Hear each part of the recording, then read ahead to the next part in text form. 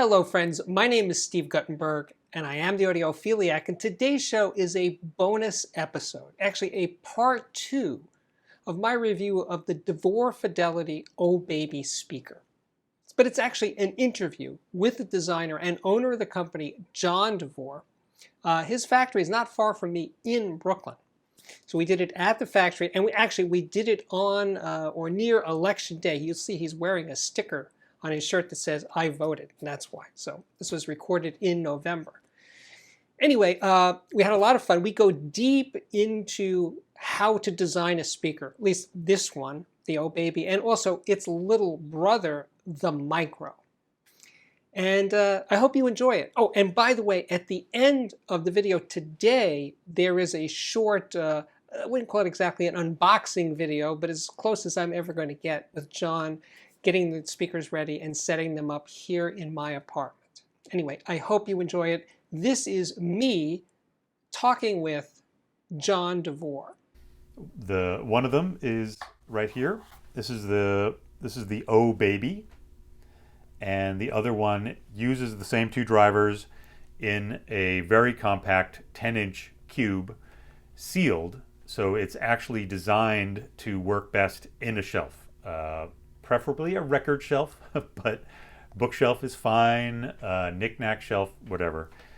And that's called the Micro, and that will be our new entry-level speaker for DeVore Fidelity. Nice. Yeah. And it's sealed. Sealed box. So yeah, literally, I mean, the way we have them set up here and the way I'm going to be doing most of the measurements so that the measurements actually reflect what a customer is going to be able to hear, we're doing the measurements in a record shelf. So completely surrounded, records right up against both sides. It's a 10-inch cube, so a 12-inch deep record shelf has enough space on the back for some speaker cables to go in, you know, that kind of a thing. And they're designed, they're actually going to be tuned and designed for that setup.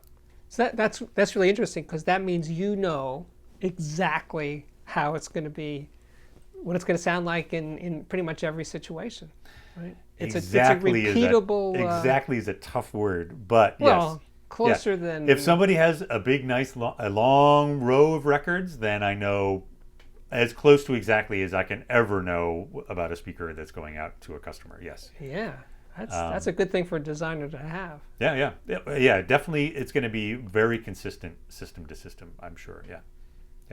And they're designed, they're not going to be as... Technically, they're not as transparent as the rest of the line. You know, they're tuned. You know, they're not softer, but they're tuned so that they're not going to be quite as revealing of the whole system. So, in that sense, also, yeah, more consistent installation to installation, regardless of what kind of amp you have set up. Even to some extent, regardless of how high or low these two speakers, the Oh Baby and the Micro, have the widest listening window of any of the models we've ever made, and again, that's intentional. I want to be able to put a pair of the Micros, for example, in a bookshelf. They don't even have to be the same height on the bookshelf, and I want them to be able to fill the room and have people, no matter where they are, still be able to hear all the details and everything like that. So yeah, very carefully dialed. I hate to even bring up this word, or these two words, home theater. So they could be used as a center channel and surrounds? Absolutely, yeah. As put in that situation with records or books around them? Yeah, I'm not against home theater. Oh, okay. I'm a big proponent of home theater, of 2.0 home theater. Oh, me too. A stereo pair of speakers, assuming the stereo pair of speakers is full range enough not to need a subwoofer. I love that. I mean, in Monkey House here, I'm sitting below two big eye hooks where a projector, where a screen hangs that's in line with where the speakers are, and I have a projector up in the back that was a barter from a million years ago for a pair of Gibbon 9s. I love it. I absolutely love watching movies. See, I didn't know this about you. Okay. But yes, for those who need a center channel, it would be it's a literally a perfect center channel for a pair of these because it's the exact same drivers. Right. But it would work with the other models as well. Yeah. So that means I had to push that further then, that you would make singles. So, Yes. if someone went by 3. Yep. Yeah. Or 5 or 5. Yeah, 5 of them. Yeah. And the other thing, it makes it easier to sell singles because this will be the first speaker we're making in the O series that's not going to be pair matched. So the veneers that we're choosing for the fronts of the cabinets, it's real wood, but we're using quarter sawn oak, which is an extremely linear and a very regular grain. And so they're not going to be pair matched. If any of the other orangutans, the 096 or the 093, they're always going to be a perfect mirror image book matched pair of set of veneers. But here's a general question. I think I may have asked you this in a previous interview from years ago. But when you're working on a design, how do you know when you're done? I think you did ask me this. That is a tough question. Good. I'm asking it again. You know, it's one of the reasons why our speaker models last so long. Number one is that I make sure that it really is done.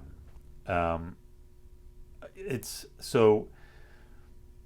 A lot of times you'll see another company will release a pair of speakers and then they'll have an A or a Mark II within like 2 years. Right. That to me indicates either they were already planning that and they knew what the upgrade was going to be, or they released it and then discovered a mistake and fixed it. You know, maybe that's not the case, but that sort of feels like that to me. Yeah. So the design process for me, for DeVore Fidelity, takes a long time. And it's because I may think I'm done, or I may think I'm 95% done. And this has actually happened. Actually, the first Orangutan series speaker, so now we're going back 10 years now, before it was finished, I showed prototypes at CES in Las Vegas, Consumer Electronics Show. And those prototypes, it was 3 years after those prototypes showed before the product was finished. And it had almost nothing to do with those original speakers. Different drivers, it had completely different drivers, different size, different look. But but having shown those early prototypes of the orangutans at CES helped me get them finished. And that's because, so for the entire 20 years of DeVore Fidelity, and we're going off on a total tangent, but it's a good one, I think. Okay. My drivers have been made by Seas. It's a company in Norway. And in my opinion, they designed the best and most consistent drivers. Their build quality is incredible. I can count on the number of reject drivers on one hand over 20 years. You can specify the tolerances that you want in the finished product? No, I don't have to. Oh, you don't have to? It doesn't matter. You buy their cheapest drivers or you buy their most expensive drivers, and they're going to come in equally consistent. I mean, their manufacturing consistency is beautiful. And that is definitely not the case for all driver manufacturers. And speaking of that, so these first prototype orangutans that we had in Vegas, we're not using Seas drivers, because the whole idea is they were going to be 10-inch two-ways and they were going to be high sensitivity. And Seas didn't make anything like that at the time. None of their drivers were really anything over low 90s sensitivity. They didn't really make any 10-inch mid-woofers. The 10-inch drivers were really designed to be woofers in a three-way. You know, that was the way the market was at that time. Nobody was making a 10-inch two-way at that point. So the president of Seas comes in and visited me in my room, as he often would. Anytime he was at the show, he would always come by and see what I was doing. And he looked at the drivers and he's like, "What is that?" And I was like, "Oh, this is a new line." And I'm all like, didn't mean to hurt your feelings, dude. I'm sorry. but this is not really anything that you make. And I'm using the speakers from, I'm not going to say who it was, but a very reputable company, great track, a lot of history. But it's driving me crazy because I was having huge consistency issues with them. And maybe that's because I was used to Seos. Maybe also because I know the company that we're talking about was changing a lot, and they were having a lot of issues as well. Maybe they were moving factory. I don't remember now all the details. But I was having huge sample to sample consistencies with the prototypes that they were sending me. And he was like, "Well, can we make them? I mean, won't you let us make it?" And I was like, "That would be great." And so yes, so now 100% of our drivers are Seos drivers. And they made the drivers for the very first Orangutan, and it was smooth sailing from then on. So did they with input from you as to what you wanted exactly? So all the drivers that we use are designed by me essentially, but designed in a partnership between me and the engineers at Seos. Mm-hmm. And so now, since we've been working together for 20 years, I mean, I've seen a number of the engineers come and go, but they know what I need. They know what I look like. They know what I look like because I have a video channel. They know what I'm looking for. They know what I'm going to say no, and we need to fix this or this or this. So yeah, it's amazing. It's like we had this rapport. We also have a whole, they have shelves of my prototypes. Every time they build me a prototype driver, and some models maybe 3 prototype drivers, some models maybe 10 prototype drivers before we have it. But they have a copy. Not only do they have the computer files, but they have an actual hard copy of every single woofer they've ever built me.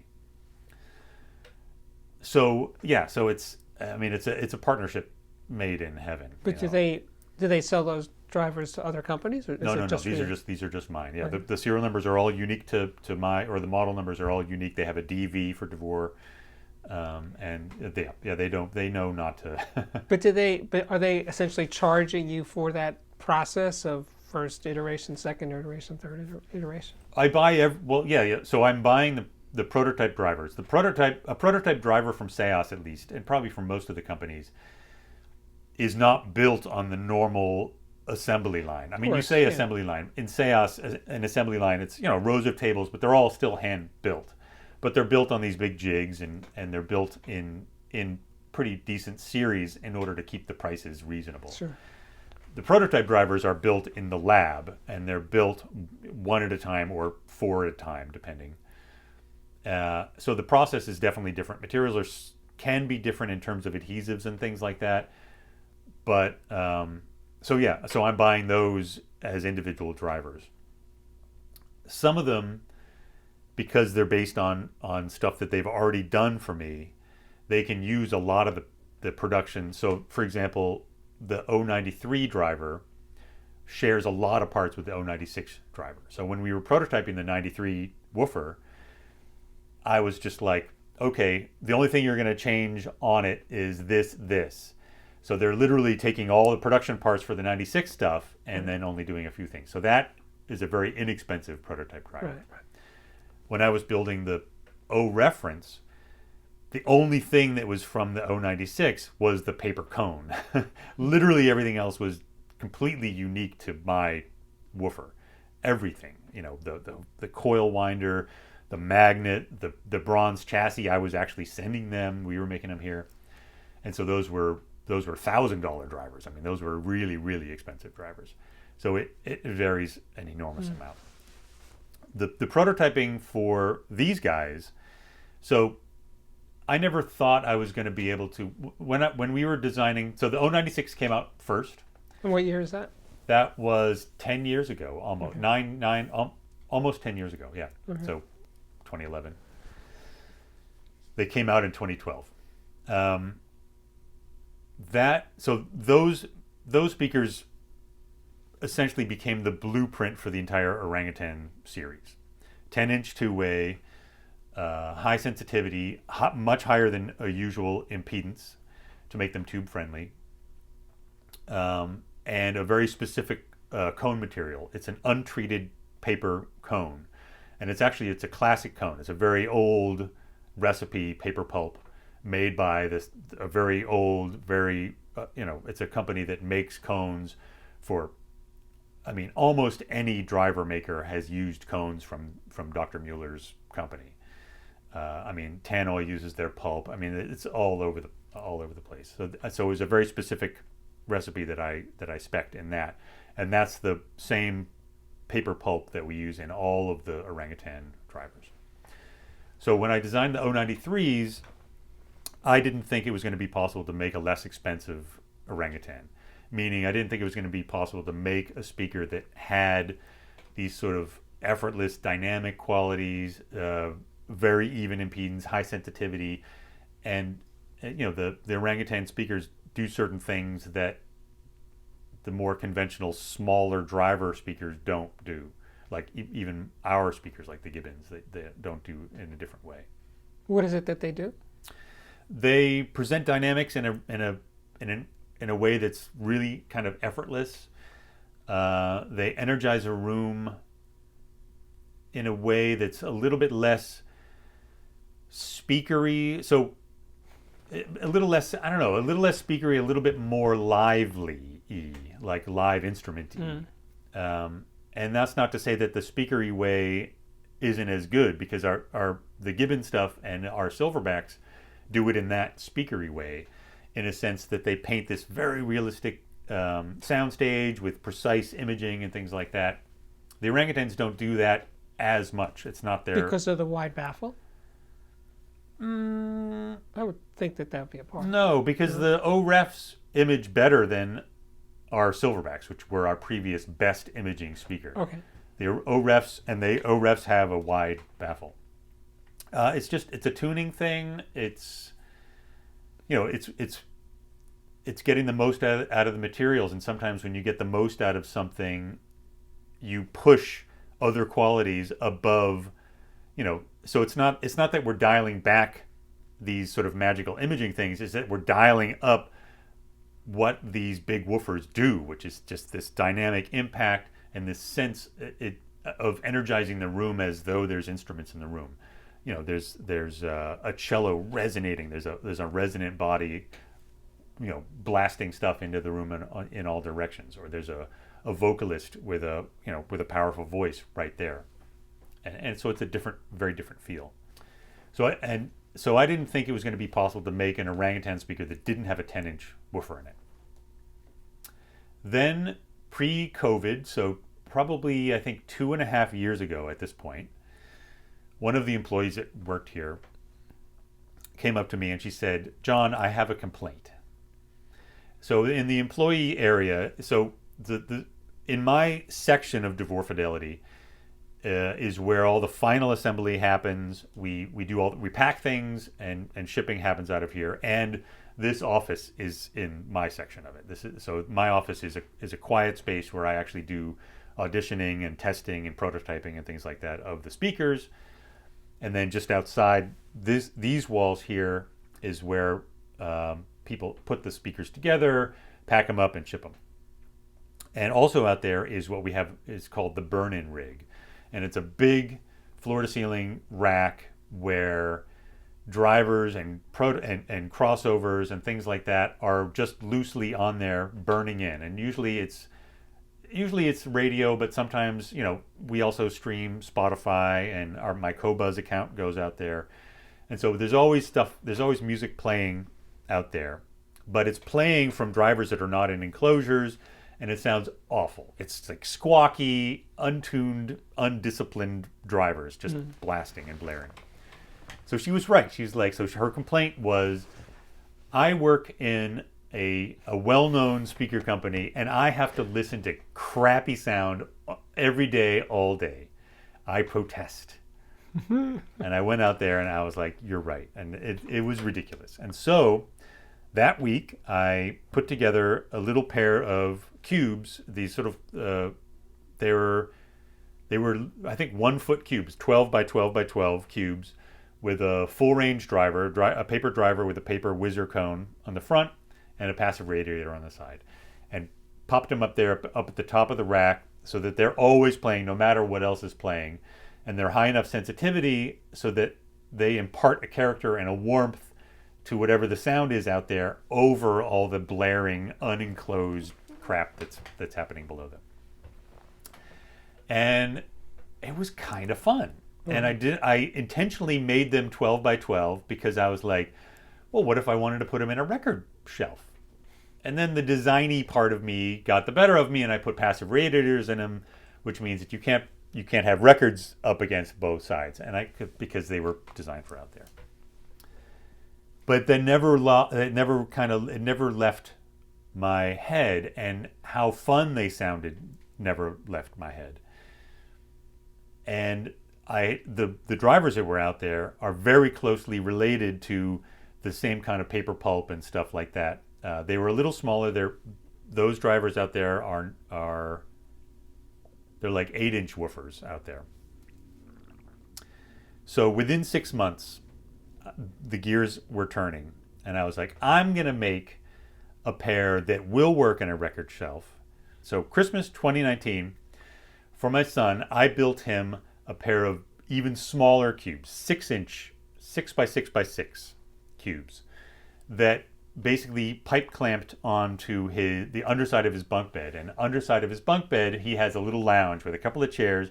He does his homework in there, and I got him a Blue Sound Node with a little integrated amp in it, so he has my whole Roon library. He has Spotify and everything like that wirelessly into his room.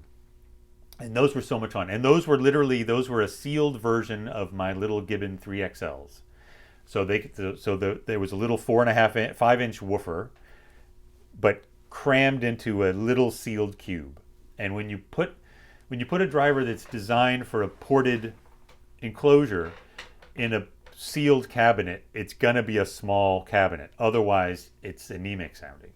So you put it in a cabinet that's technically too small for that woofer, and what you end up getting is you get kind of a bump in the response that gives you a little bit of extra bass. You don't have any low bass, but you have this sort of a generous kind of sound. It's like it's the BBC. It's what the LS35A is. That's a sealed cabinet that's too small, and so you get that. That's sort of that recipe.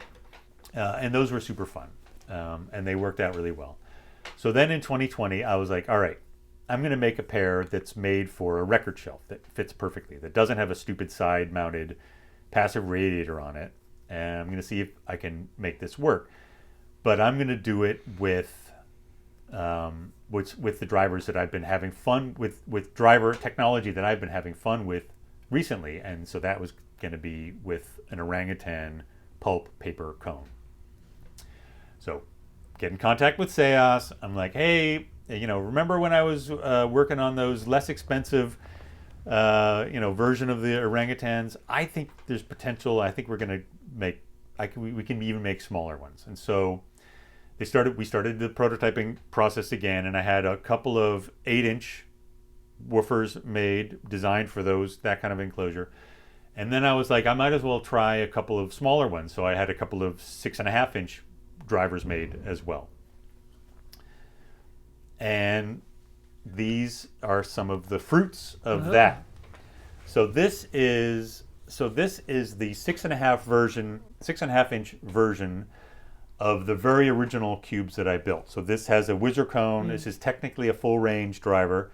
It's my paper here with a hard paper dust cap rather than what would normally be like a lossy dust cap if you wanted it to roll off more smoothly, and then a paper whizzer cone. And so these were designed. These actually do have response up to 20K. They're fun sounding, but I also was like, okay, but let's also try a little 6-inch version, essentially a miniaturized replica of an 096 woofer. 096 woofer has a phase plug. That's a phase plug. A phase plug is instead of a dust cap, it's usually bullet shaped for aerodynamics, and it's actually attached to the motor. So the woofer moves around the phase plug. The phase plug's not moving there. So this is literally, this is a miniature 096 woofer in every way. Motor, the way we did the voice coil windings and everything like that. And then I was like, and then we'll make a set of prototypes that's right in between those two. It's a Goldilocks and the Three Bears story here. I bet you guys know exactly where this is going. Right. So these were too hot. These were too cold, and these were just right. This driver it's a complete 50-50 smash up of the other two prototypes. It's the exact same cone, same motor and magnet as the one that has the little whizzer cone on it. Without the whizzer cone, it has a rigid paper dust cap rather than the phase plug. And immediately, I mean, obviously I was listening to all of them, and then we had the same three variants in the 8-inch as well. And immediately became clear, actually, before I even received all 6 of the prototypes, 6 variants, multiples of each. Before I received all 6 of those prototype drivers, they do the full measurements, and before they box them up, do the full measurements, send me the TS parameters and all that kind of stuff, so that I can just sort of play around and see what kinds of boxes they're going to respond to. And I knew immediately, a couple of them I ruled out right away, just because a whizzer cone, for example, isn't always going to work with a different kind of cone material behind it, because there's a lot of interactions between the materials.